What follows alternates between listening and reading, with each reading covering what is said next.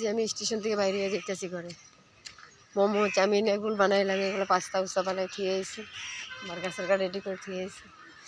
এখন বাড়ি যাই, বাড়ি গিয়ে স্নান করি, স্নান করে খাইয়া দিয়া তারপরে আবার বিকাল 4:30টার সময় দোকান করতে। কি সুখের জীবন, এরকম সুখের জীবন কারণ যাতে আর না আসুক।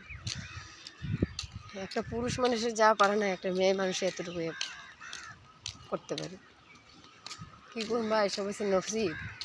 4 আঙ্গুল কপালের মধ্যে যা থাকে তাই হইবই, এখানে আর কোনো ভুল ত্রুটি নেই। আমার জীবন হচ্ছে গুড লাক। যদি কেউ থাকো আমার মতো কোনো দিনও গুড লাক হইতে যাইও না, সবের কপালটারে বদলাই আনি।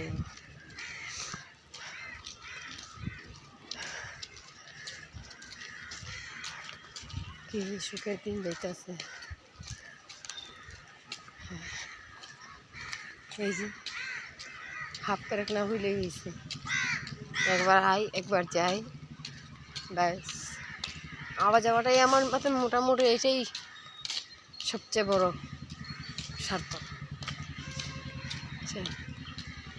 না ভালো লাগে না খারাপ লাগে, না তিতা লাগে না মিঠা লাগে, সবটাই আমার কাছে অমৃতের সমান। বেশি ভিড়ে ঢুকি না বলেও